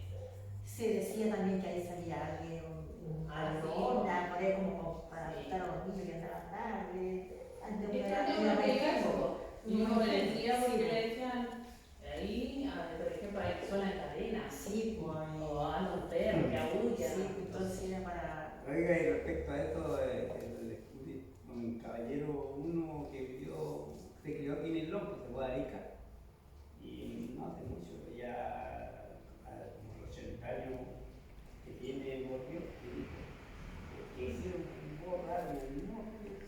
Ay, no, ese era su recuerdo. Sí, Sí. entonces, ¿qué era eso? No, el señor, el dueño de ese terreno, lo vendió y lo sacaron. Lo vendió. Lo vendió y le No sé pusieron si máquinas y lo desapareció. Y ahora es un negocio, estacionamiento. Sí, lo vendió esa parte. Vendió toda esa parte y los dueños lo rompieron porque para su propio beneficio. El negocio tiene. Sí, incluso te recuerdas que se estaba construyendo la capilla allá, Sí. porque ahí va a ser la capilla, estaba hasta de bloque. Quedaron las paredes hechas, hermano. Yo no sé por qué no se avanzó, yo creo que económica no se logró hacer, pero ahí ya se estaba formando acostado la capilla, era como que ya iba a ser una parte muy principal, porque para qué botar tantas cosas, cuando hay una capilla en un sector, es como un lado principal del lugar, del sector, pues, como la comunidad. Entonces, Como lo que dicen ustedes, por el billete. sí, es más fuerte. Más fuerte el billete.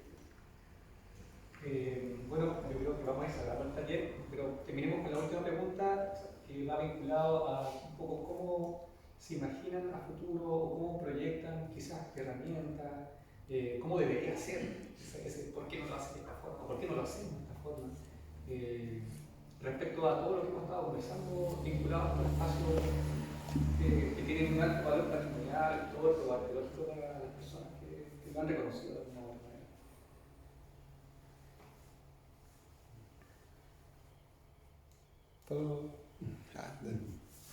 Bueno, yendo a esa pregunta, yo creo que hay certidumbre, ¿ya? Por cierto, porque ya estamos en un proceso constitucional nuevo, ¿no es cierto? Estamos creando normas. Si bien es cierto, al Alan lo veo siempre empoderando a la sociedad civil. Es bastante bueno eso porque en la constitución actual que nos rige, los grupos intermedios son súper importantes. Las organizaciones generan, es una constitución libertaria, ¿no? La gente se mueve de alguna forma, pero no hay normas que cuiden el medio ambiente en la constitución, a no ser cuando hay una acción de alguna actividad que involucre a un pueblo cercano y que en definitiva afecte su salud, ¿no? Pero no hay un bien común inapropiable, ¿no? No como el que mencionan ustedes, como el morro, un bien común inapropiable, ¿no? El derecho de dominio en la constitución vigente establece una libertad absoluta para apropiarse de cualquier cosa, ¿no? Establece un límite, sí, ¿no? Hay bienes, ciertos bienes que son naturales, como el mar, por ejemplo, nadie se puede apropiar del mar, ¿no? Pero incluso se pueden apropiar de las conchas, ¿no? Y de las cosas que uno encuentra en el mar, por ocupación. Impone un modo de adquirir el dominio de esas cosas. El tema es que en la Constitución hay certidumbre, depende de la voluntad política, las organizaciones a nivel como nosotros u otras que están como a nivel de población como esta, como el pueblo Islón, trabaja arduamente generalmente en hacer estas charlas, en concientizar a la gente y en educarla en general, ¿no? Yo, por ejemplo, no sé muchas cosas, de historia no sé, aprendo generalmente acá, de arqueología, pero lo que sí sé es que debemos centrarnos en 3 cosas para tener certidumbre. La primera es que en la constitución nueva, que se vaya a escriturar, ¿no?, haya, como ya dijimos, la voluntad de democratizar todo, es decir, de que todas las personas participen y tengan la posibilidad de que su voto sea tomado en cuenta, ¿no es cierto? Es como que la constitución, el proyecto constitucional tenía eso, democratizaba un poco, creaba la defensoría del pueblo, por ejemplo, ¿no? Un defensor del pueblo que pueda defender los derechos humanos y que sea independiente de la autoridad, por ejemplo, ¿no? O también, por ejemplo, creaba los bienes comunes inapropiables. Y solamente lo voy a dejar ahí para que lo tengan y lo lean en casa, que es del 134 para adelante, ¿no? Y creaba, ¿no?, esa institucionalidad de la inapropiabilidad de un bien común, ¿no?, que no se puede apropiar y que se puede, como en el régimen actual jurídico, conceder permisos temporales, ¿no es cierto?, y con la voluntad de restaurar, de comprometer a la ciudadanía y hacer actividades positivas para que ese lugar quede mejor como estaba y revitalizado. Entonces, yo creo que en mi pregunta, respondiendo a la pregunta, es que sí hay certidumbre y que depende, lógico, de ver siempre lo concreto y las actividades como esta que se la lleven, que compartan, ¿no? Y no tanto lo que dan en la tele de repente, que en realidad solamente son disruptores, ¿no? Son falacias, son mentiras a veces. Entonces hay que estar bien atento con el texto. En el texto anterior se dieron 2 meses para conocerlo. Imagínense que en el Código Civil fueron 5 años para conocerlo. Entonces yo también encontré que 2 meses son muy poco. ¿Quién iba a leer la Constitución en 2 meses? Y entenderla en 2 meses. Entonces es interesante que se den más proyectos como este y que la gente vaya de alguna manera empoderándose. Pero sí hay certidumbre, eso es mi opinión. Para mi gusto, lo más importante es la educación. Desde básica y media, fundamentalmente, porque no todo puede llegar a la universidad.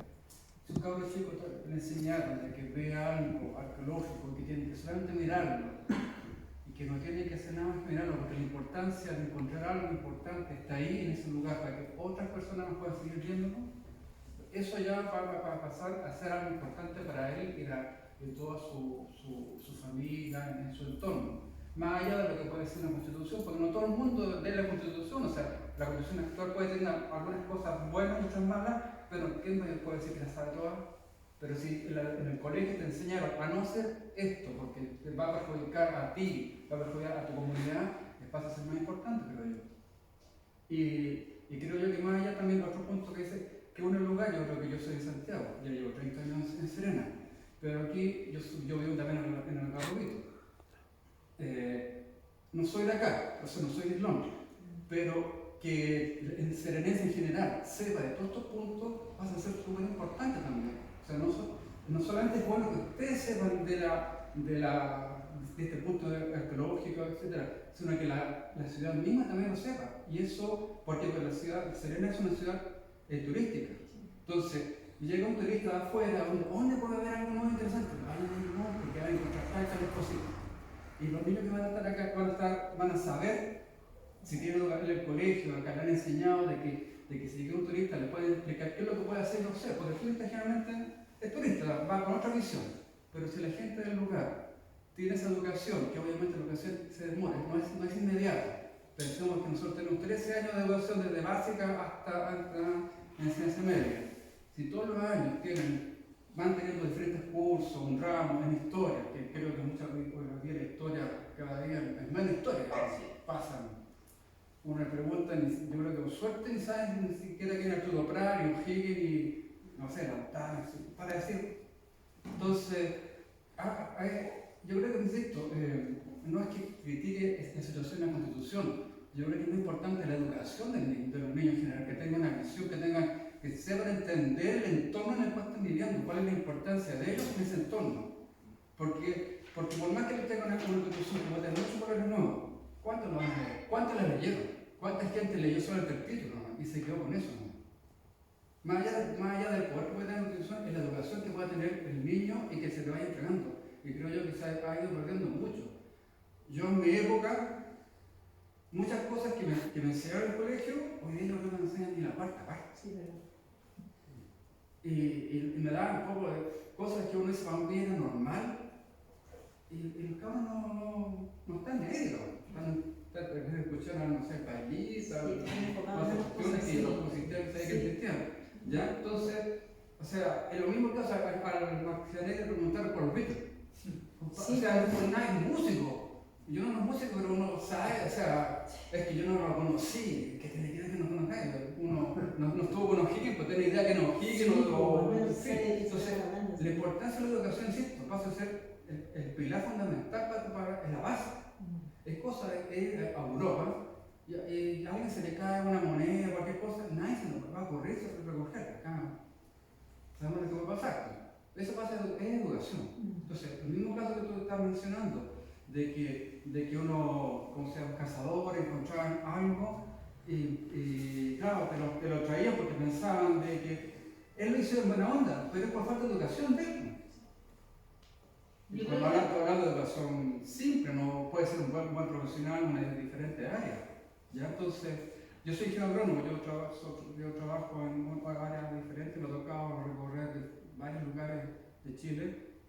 Por ejemplo, cuando estuve en Arica, un colega que de allá me llevó al museo que está en Porrazapa y me llevó también a un cementerio. Me llamó la atención que en el cementerio que en Arica llegaron muchos negros años atrás y también había en Chile, qué sé yo. Y me llamó la atención de que tenían fotografías de los difuntos, tenían vestidos, porque hay un chiquitito, guau, etc. Una serie de cosas que mantenían la cultura. ¿Ya? De cultura de ellos gente, aun cuando muchos ya de negro ya van quedando muy poco, o casi nada de Arica, más mestizos, digamos. Lo mismo que el caso de chinos que llegaron mucho en su momento, el mismo museo, que es realmente un museo, el que tenga la oportunidad, vayan a verlo porque no es tan grande, pero es moderno para lo que yo vi y bien didáctico y tiene mucha información al respecto de ese lugar. Entonces, y ahí se notaba un poco volviendo un poco al tema del cementerio, una manera de llevar una cultura y de educar a la gente. Mostrar algo y mantener un poco esa cultura que posiblemente, hablando de gente que venía de África, nada que ver con lo que Chile, pero tienen ese arraigo y mostrar algo que era parte cultural y uno tiene que aprender también. Por eso insisto, la educación es algo que pasa a ser fundamental, porque si una educación, por más que tenga una constitución que diga lo que no puede o no puede hacer, va a llegar un cabrón chico, va a agarrar la cazadora, va a agarrar y va a romper. Ah, que lo sabía. Y no va a saber, y es verdad, porque no está preocupado, porque desde la parte fundamental, que es de la enseñanza, de la básica, o pre-kinder, los cabros chicos pueden llevarlo a un lugar y enseñarles ya qué es lo que pueden hacer y no hacer. Después en básica y así sucesivamente, va a cambiar eso. Es un tema que no se hace un día para otro, mínimo 13 años, desde que entró al colegio y que sale. ¿Ya? Pero es un proceso que hay que hacerlo. Más allá de una constitución que diga lo que no puede hacer, nadie tiene idea de lo que puede hacer realmente, lo que puede o no puede hacer. El mismo caso que estás mencionando tú de los carabineros. Y la gente tampoco sabía que existía eso. Entonces, si uno en educación dice, no, es bueno que aprendas y leas que hay instituciones que tienen la facultad de aceptar de cosas independientes que con el tiempo van a ir cambiando, porque obviamente van haciendo otras necesidades que no existían hace 20 años atrás. Hoy día existen necesidades de velar el caso que tú mencionas y otros más, digamos. Por eso insisto, la educación, el área de la curiosidad de seguir aprendiendo y ver lo que la importancia que tú tienes en el medio y lo que tú eres algo importante en la comunidad, para mí pasa a ser algo súper importante. Puede ser, voy a decir algo, puede ser también que nosotros muchas veces la historia la sentimos como muy lejana, muy ajena a donde estamos nosotros viviendo. Es decir, muchas veces conocemos más de la historia de Europa, que de la historia nuestra, y vemos la historia tan lejana a estos personajes, incluso O'Higgins, que pasan a ser tan lejanos porque estamos acá en Serena, y esto casi todo ocurrió en Santiago o en la zona central. Entonces, pero de nuestra historia de aquí donde vivimos, no conocemos mucho. Entonces, si caminamos por sobre las cosas que nos rodean y no nos interesa mucho la historia local, el día de mañana tampoco nos va a importar pasar por sobre la historia de otras comunidades, sobre otros lugares. Entonces, también creo que sería importante que esa educación partiera desde el conocimiento del entorno inmediato de donde viven los colegios. Los colegios salieran a su barrio a reconocer los elementos importantes para ese barrio, para esa comunidad. Lo mismo que hablábamos recién, que hubiera cierto acuerdo, ¿cierto?, respecto a la comunidad de qué es lo que es importante para ellos del lugar donde están viviendo. Y si los niños lo empiezan a reconocer, conocen su historia local, tanto periodo republicano, precolombino, moderno, claro, está bien conocer contexto global y nacional, pero creo que se tiene que partir por lo local, a conocer primero quiénes somos, quiénes éramos y quiénes vivieron, qué pasó acá donde yo vivo, para después conocer la historia general. Y generalmente el colegio partimos como por la historia de nuestro hombre a nivel planetario y después quizás en algunos lugares vamos dando pinceladas de lo que pasó acá. Yo en el colegio no recuerdo haber conocido la historia de lo que hoy día estamos viendo en la batalla del Toro. O sea, no tengo memoria de eso. Entonces esas cosas de repente también nos hacen sentir lejanos a esos espacios o a esos lugares. Yo creo que tiene que invitar al Pancho Sadero. No es mala idea, no es mala idea. Porque hacer el programa, bueno, porque hay muchos que nos conocimos al país y mirando a ese programa, hemos conocido. Pues, y lo mismo que estamos tratando acá. No he visto yo el programa de Pancho Sadero, porque han hecho tira muchas cosas que son. Tenemos una sorpresa, ya viene. Pancho Sadero. En una de esas. Pero que algo allá arriba, en Orcón, para el interior de Orcón, yo vi todo eso, ando con los amigos. En la casa. Con los amigos míos. Querían traer para allá, porque lo que ellos todo lo pueden llevar en los de la cordillera al Cubo. Porque salía el agua de los cerros. Acotar a eso que hablabas tú, Valente, porque bueno, yo creo que todo es importante. O sea, yo creo que la Constitución ciertamente es muy importante porque al final, digamos, la madre de todas las leyes, igual es importante cómo nos va a regular. También es muy importante la educación, sin duda, es clave. Pero también creo que, porque el sentido de pertenencia, como decías tú, empezar por lo local, porque nos sirve, yo creo, una persona nos va a cuidar solo por saber, solo porque quizás lea un letrero que diga, no, esto es importante, esto aquí, no pasar. Si no existe realmente un sentimiento, un cariño a lo que... Y eso yo creo que es lo primero, que la gente aprenda, claro, por eso es tan importante esto, que te une al lugar, conocer lo tuyo, saber tu propia historia, lo que te rodea, y después ya puedes llegar al conocimiento más, quizás más técnico, lo que uno aprende después, claro, de pronto en la universidad, no sé, pues, yo igual soy bióloga, pero yo creo que cuando es distinta la visión, que uno sale, quizás ya aprendí un poco de flora, de fauna, pero ya cuando uno empieza a generar un lazo con un lugar, a generar ese sentido de pertenencia, a trabajar en él, a cuidarlo y a realmente se siente que lo quiere proteger, ya es diferente. O sea, yo creo que aunque no hubiese estudiado biología, lo hubiera cuidado igual. O sea, entonces yo creo que lo primero es eso, es crear ese lazo, es al final, hoy día leía una cosa que decía, que uno, si camina en el bosque y empieza a darse cuenta de que uno en realidad es igual que todos los seres y todo lo que hay, lo realmente especial es empezar a amarnos tal como uno se ama a uno mismo. O sea, al final, entre el mismo cariño que uno se tiene a sí mismo, hacia lo natural, hacia nuestra historia, hacia cosas que, más allá, digamos, de lo material y todo eso. Entonces, a mi parecer, primero se parte por ello, la educación después viene, luego la constitución también es importante. Son todas aristas súper importantes.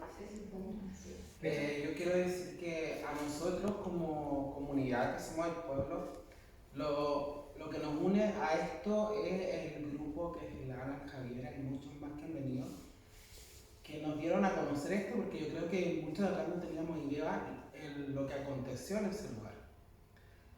Yo me he dado cuenta del cariño que los niños le han puesto a este proyecto, con lo que decía recién, el que las mineras vienen y hacen lo que quieren, ¿no? Pero también hay personas naturales como el personaje que dañó una flor, una fauna, los hoyitos de los curulos.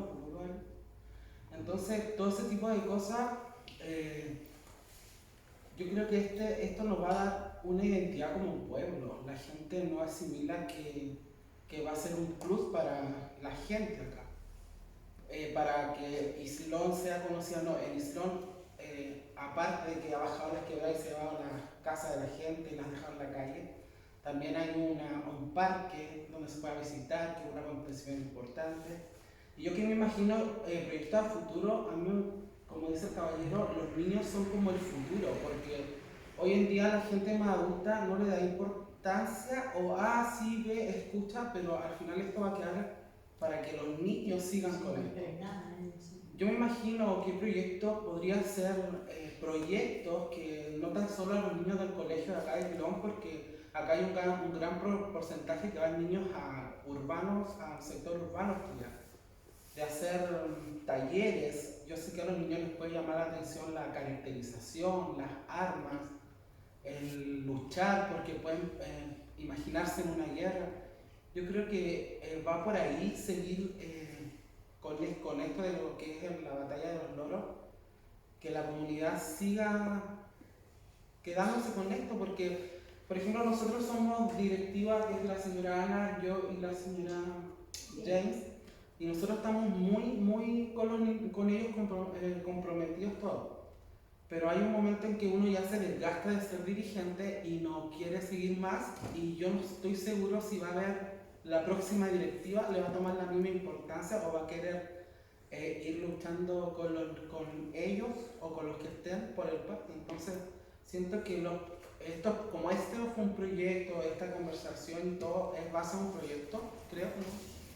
Me gustaría que hubiera más proyectos así que metieran a los niños. No sé, pues hay un grupo acá de personas, claro, hay un grupo de personas que son mujeres empoderadas que están en talleres de costura, no sé, pues, hacer trajes característicos, todo ese tipo de proyectos para que la misma gente de acá ya vaya dándole el sentido a lo que es esto, y que a futuro esto nos puede complementar mucho a la localidad, porque vamos a tener una identidad, la gente que tiene negocio, un grupo que quiera venir a hacer una caminata por el sendero y después llega acá, sea el punto de encuentro acá, no sé, la persona que venda un completo, una taza de té, todo eso va a funcionar.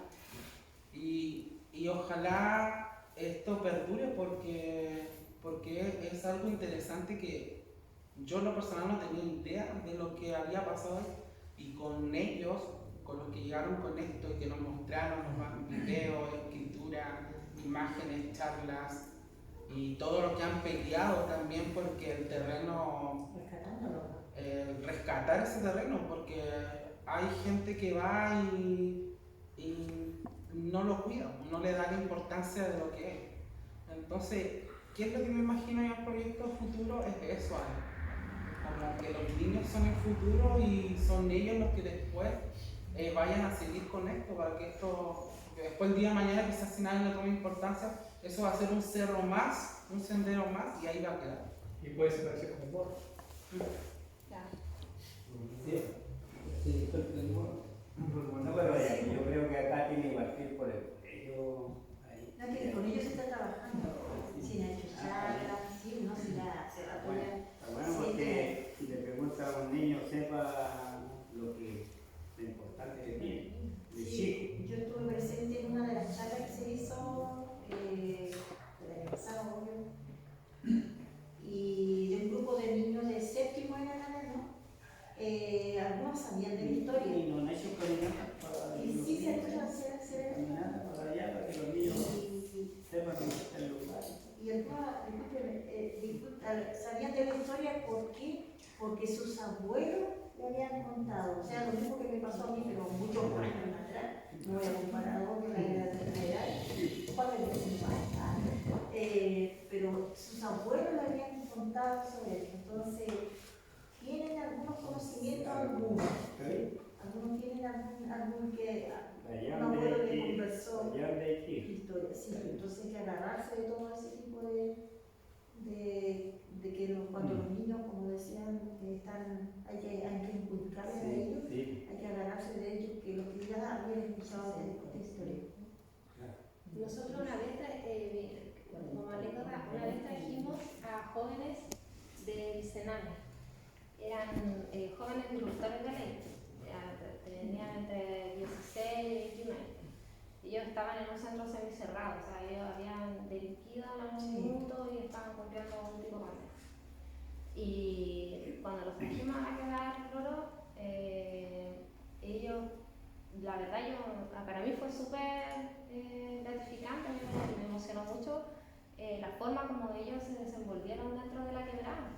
Tenían mucho interés por aprender la historia, hacían preguntas, querían que le pasaran las cosas, corrían, subían la quebrada, bajaban la quebrada, esto que es, y entonces, como yo digo, no sé, como esto sirve tanto, no solo para el conocimiento, sino que es mucho más profundo, como lo mismo cuando ya aprendes a amar y las cosas que te rodean, no sé, pues como decía la Violeta Parra, que el amor al malo lo vuelve bueno. Y los niños, realmente yo vi en ellos, ese día, eran niños, claro. Yo no vi eso como me lo habían pintado antes, porque las mismas personas que están a cargo de ellos, como que me habían dicho algunas cosas, como para que está allí, que está allá. Pero la verdad es que cuando estaban aquí en la mañana, yo solamente vi jóvenes, cabros nomás, gusanos, que tenían tanto interés, y eso, imagínate, o sea, igual el pensar que hasta el día de hoy todavía están las señaléticas que pusimos en el lugar y no han sido vandalizadas. Y eso que está solo. Ahí no hay guardias, nada. Y no sé, pues igual pienso que a mí me da esperanza. Yo pienso que se vale soñar y yo me imagino a futuro el parque. Llegar del pueblo a una bicicleta por el camino viejo, así como he llegado también, y se sacan fotos en la entrada. Es como que llegan a una meta. Claro. Por poco decir. Llegan como una meta, pero respetan todo, las piedras, todo lo que está ahí. Se sacan las fotos, llegan a la meta, se toman su agüita y se devuelven. O sea, ya están cumpliendo la función también también para ir a hacer deporte. Sí, empieza a ser ocupado. Sí, empieza a ser ocupado. Sí, se empieza a ser ocupado. Más de mucho que hizo la charada, recogieron alguna basura que alguien tiró, porque se le está dando ese respeto ya. Sí.